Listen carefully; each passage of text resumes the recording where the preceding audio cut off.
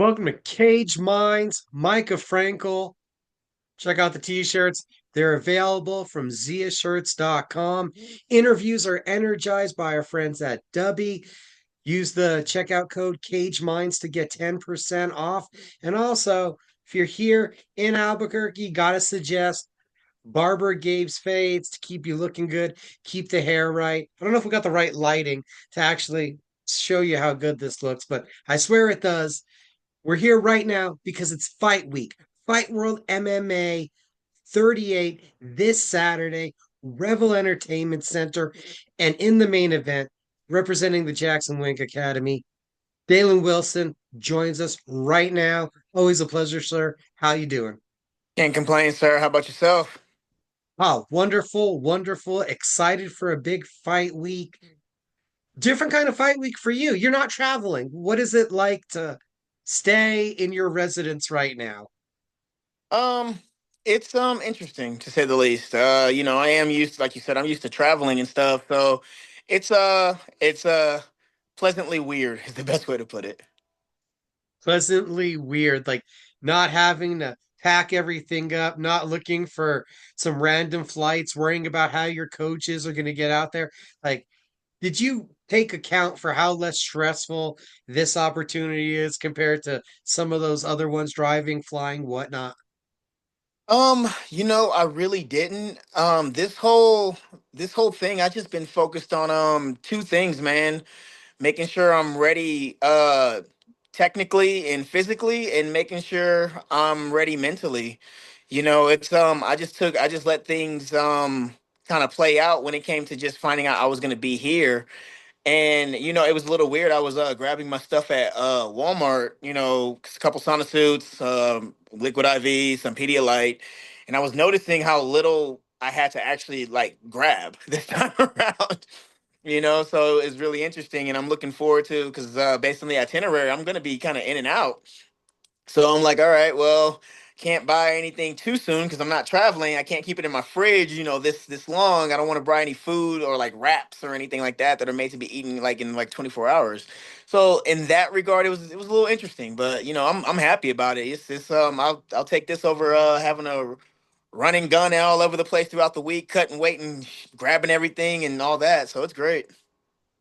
In the time that you've been training out of Jackson Links, that you've been here in Albuquerque, this is going to be the first time fighting here. hmm What does that mean? How does that feel? You know what? Honestly, man, it's it's kind of nice. It really is. It's nice to have all the support and everything. It's nice to have everybody showing up. It's gonna be nice to have you know, my coaches not have to travel, less stress on them as well. It's gonna be nice to just be able to focus on one solid thing, and that's just getting my hand raised. And that comes in a main event setting. You've ran off four wins in a row. Do you have any thoughts or feelings towards now being in the echelon where you have a Colorado title, where you're in these main events? Not really. To be perfectly honest, I've been kind of groomed for this. Back when I was in Florida, I was, fighting co-main in Maine, even as an amateur. Um, I've always, done long, like fight nights are long nights, man. I've always done those.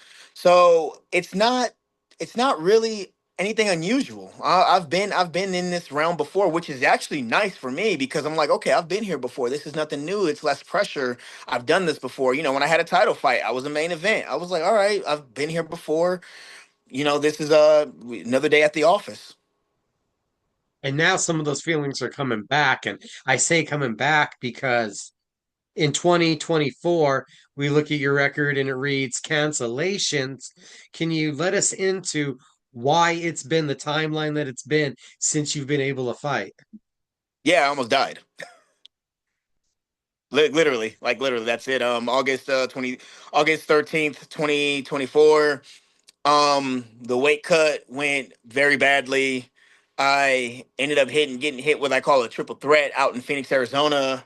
I got heat stroke, rhabdomyolysis, and acute renal failure all in one go. So long story short, we were out in Phoenix. We were 2.5 pounds out. It was a title fight, and I felt things going wrong. I should have pulled back, but I didn't. I got blinded by the prize. I'm not ashamed to admit it. I had this title fight and I had another title fight. I had back-to-back title fights. This was going to be my shot, so I just pushed through it. And they told me like, hey, that we need Dahlen in there for his pictures and stuff. So I lifted up the sauna suit. I hear the sweat and water splash, and I just see black. I wake up in the ER. I ain't gonna lie, man. That cut me deep because I was like I felt like I lost the opportunity, and it hurt. And mid sentence, I'm talking to Coach Joey, and I'm just like, yeah, man. I just go out again. That one was the scary one because I can hear him. I can hear people screaming my name, Dahlen, Dahlen. I can feel sternum rubs, but I can't respond. That was like it's gonna sound crazy. Some people are probably saying, "Oh, he's being dramatic," but I literally like I felt like if I don't do something now, I'm not coming back. So like once I kind of was able to open my eyes and stuff, I just started doing rapid eye movement, just doing whatever I could because I couldn't speak at this point. I couldn't move, but I was just trying to do whatever I could to show them that neurologically I'm not dead. I'm not brain dead. And so we had to heal from that. Then I had to talk to the coaches. We had to revamp, like, hey, what do we want to do? I had my own struggles, internal struggles I had to do with that to make sure, hey, is the juice worth the squeeze? Do we want to continue this? But luckily, we talked to the coaches. Coach Greg Jackson, I talked to him about it. Thank God he's a genius in the sport because he said within 5 minutes of thinking about it, we'll just bump you up to 185. I was like, okay. He's like, have you ever fought 185 before? Back when I was an amateur? Yeah. He's like, okay. Yeah, let's give it a shot. I think it'd be good for you. So, and not to mention, I already trained with 185ers, Joel Bowman, Lawan Davis, like I train with 185ers all the time. So why not? We just bumped it up and here we are. You almost die. Like you're just like quick story, short story. I'm like, no, no, you can take as much time to get into that one because it's not a little thing. I mean, there's the 4 fight win streak. You're feeling as good as you ever had. Like, was there something that went wrong, you think, with that weight cut to 170? Or do you think it was just past the point of your body being able to make that weight? A little column A, column B. I was doing I was doing stupid things. Like for those that don't know, I have a bachelor's and master's in exercise science. I'm a certified personal trainer, strength and conditioning coach, nutritionalist. I know my ish. I got so blinded. That's what I mean when I say I got blinded by the prize. All that knowledge, all the common sense went out the window.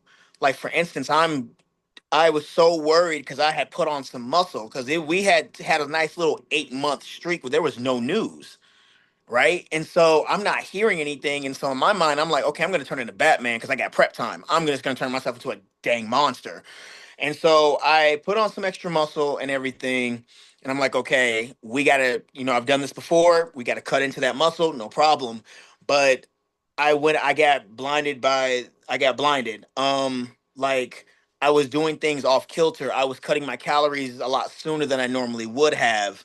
Um, but I had also cut my creatine later than I normally would have. That was the first thing I started noticing. I shouldn't have cut my calories that like about 3 weeks or a month out. I shouldn't have cut them down so much so soon.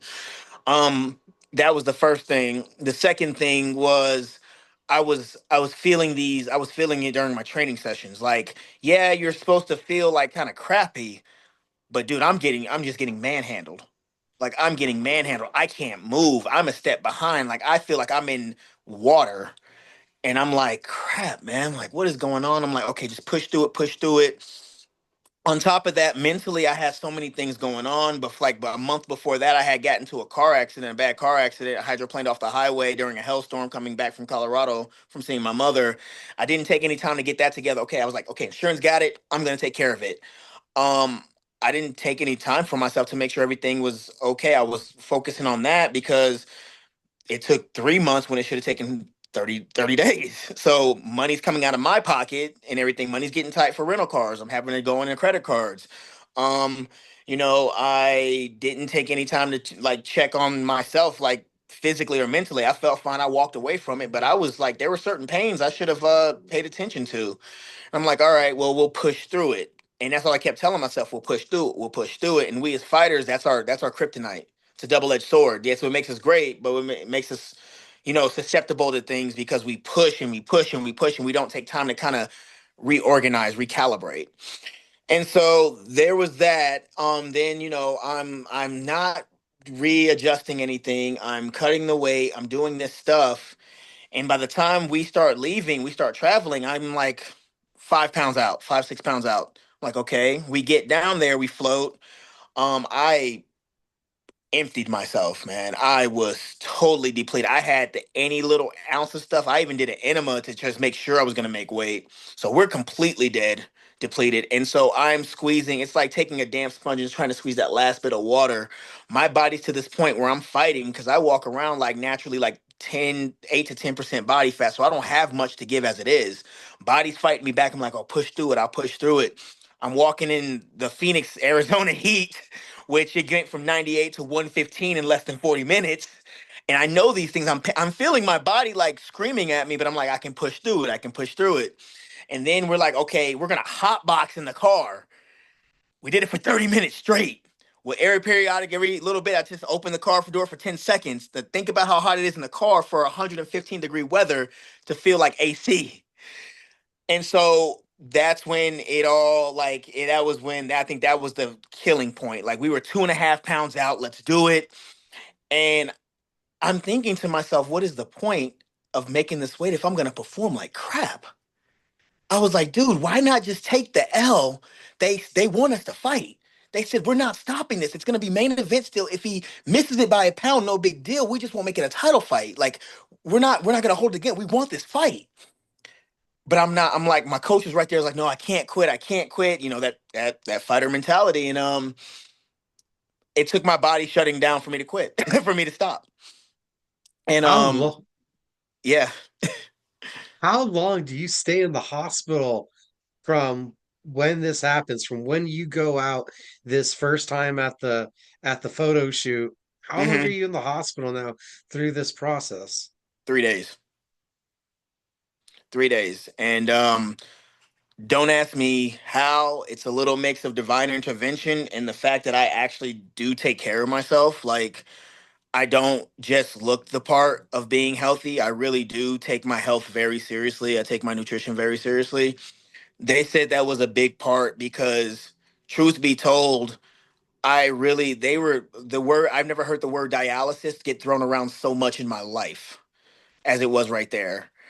And like they said, like, I mean, I was up, by the time I got back to my house, my mother's house, they made me stay with my mom. She's a like 40-year veteran in the ICU. And they said, well, you need to be home with somebody who can supervise you. So I flew back with them to Colorado and I stayed there for about a month. And, I was able to walk and take care of myself and these things. But truth be told, I should have been bedridden for that whole month. Um, yeah, I was only in the hospital for 3 days, but it took me about a month to really get back to the point where I could actually do stuff a little bit and everything. And then it took like on top of that, it took some more time for me to actually be able to spar. Keep in mind, like, I don't know if you can really see this. This is the mark healed. This is my reminder because my arm, when they took me out of my stuff, the matte plastic was melting. So they had to get me out of it. My arm was on the concrete and it basically melted. So like I had to wait for this to heal. It got to a point where I could start striking, but I couldn't grapple for a while. So we had to just wait for things to just the body to get back to par. That's pretty much the whole story. Did you know you were gonna return to martial arts? I mean, near death experience from cutting weight, having to live with others again after we know that you served in the Navy. You've seen a lot, and to go back to living with your family, like when in the mental process are you like, I'm going back to what I was doing before? You know, it took I don't know if many people know this, but like I've grown very tight with some of my teammates here. Like they're like family. Um Perry, Stargell, and Lawan Davis, me and those two were like the three musketeers before Perry had to go back to Cincinnati. Um, those two called me. First off, Perry was the first one. He hit me up and he's like, "Are you all right?" You know, his first thing, he's like, "First things first, are you okay?" I'm like, "Yeah, I'm breathing, I'm okay." And cognitively, he's like, "Are you okay cognitively?" Because keep in mind, heat stroke, your internal temperature is 103 to 105. My brain is cooking. I don't know how long the brain was cooking for. Right? That's what happens. Thank God. I'm okay with that. I let him know I was fine. He's like, "Look, man, take your time, do it right. You know, if you want to come back." He's like, "But, it's okay to just take some time for yourself." But I was like, I don't know. Is this the sign that I'm supposed to be done? And he's like, "To be perfectly honest, I don't think so. I just think you need to readjust some things." And then I got a call from Lawan Davis, and he, me and him talked for about a good 2 hours. And, he even told me, he's like, "I don't think this is how you're supposed to leave the sport."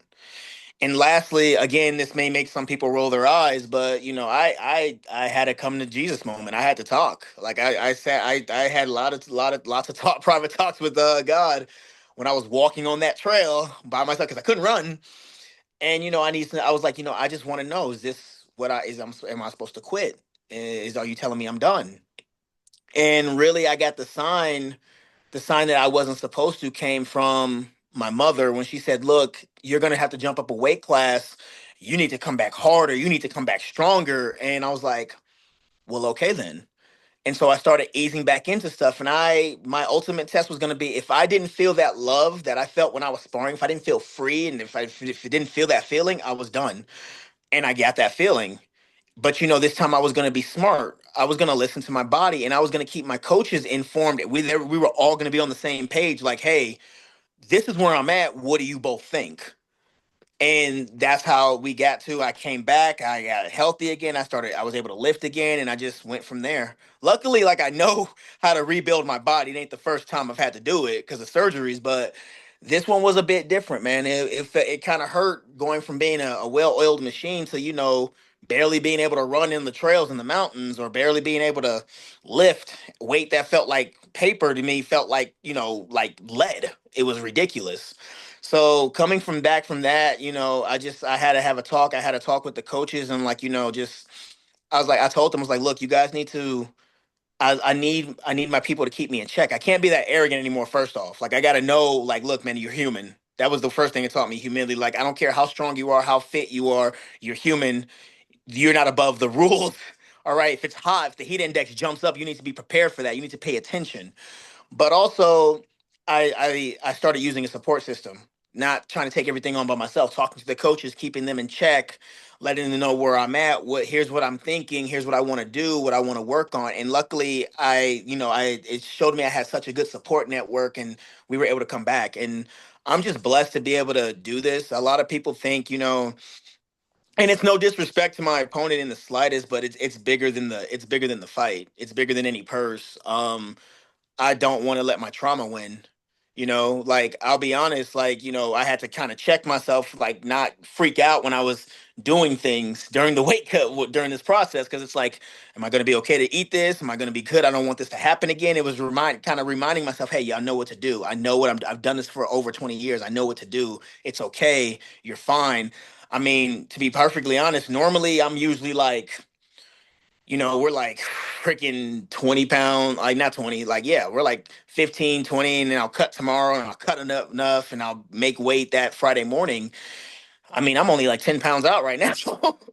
And then, I'm hoping to float 2 pounds and then cut a little bit and cut a little bit more. I mean, it's nice. I've been able to just relax a little bit more and just focus on with the things that matter for my training. So, yeah. So, how does the first camp as a full-fledged middleweight feel? Honestly, it felt pretty good. You get your mental battles, man. You go through the mental roller coasters. What else is new? But honestly, it felt good. It was a little weird.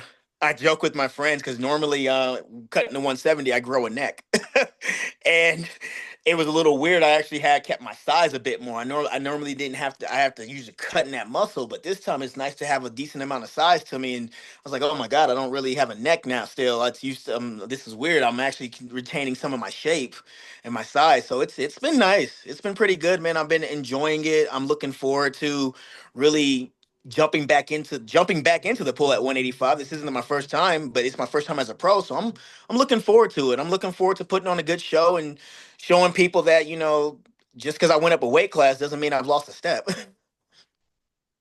James Romero is unbeaten.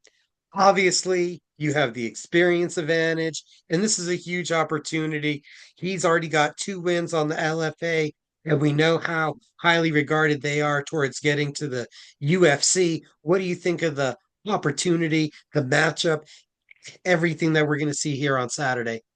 I mean, I'll be honest with you, man. I didn't know much I tried to find out more about James Romero. I know he comes from a very wrestling background. I assume that's why he's had so little experience, simply because he jumped up into the pro league so quickly. I understand Tapology is not the most reliable source at all times, but from what I saw, he's had a total of 5 fights total. That means amateur and pro. And so I'm like, okay, he probably got jumped up because he his wrestling background. And I'm like, okay, cool. But I'm not really sweating that. He's gonna come in and do his thing. I'm focused on what I'm bringing and what I can do. I don't take it lightly. I know everybody's talking about, I know the experience popped out at everybody immediately. But I don't take that lightly because I was that guy once. I was the 2-0 guy, three, and I was that guy fighting the guys with 6+ fights and stuff. So, and I did well. So I understand what that is, and I know people are gonna see this the difference in stature and be like, oh my god, like what's gonna happen? Man, I'm tailing the Black Dragon Wilson. I mean, people have been following me. Like that 4-fight win streak wasn't a joke. It's not a fluke. I've been in these trenches for a while now. I've been training. I've been training my butt off. I took this seriously. This wasn't a joke. I don't care what you look like on paper. That's irrelevant to me. I don't care if you're 0-10 or 10-0. You know, I train like to me. I don't know what an easy fight is. This isn't easy. I don't see this as a walkthrough or an easy fight. I'm like, okay, no, this is another test. And luckily, I studied for it. So I'm ready to do my thing, man. I'm just gonna leave it all in the cage and do everything I can. So we'll see what happens. I mean, when worlds collide, man, I'm looking forward to this. I'm excited to get back in there and really show what I can do. So Jalen Wilson, we're going to see him in the headliner here. Fight World MMA 38. We'll see you guys at the Revel Entertainment Center this Saturday night.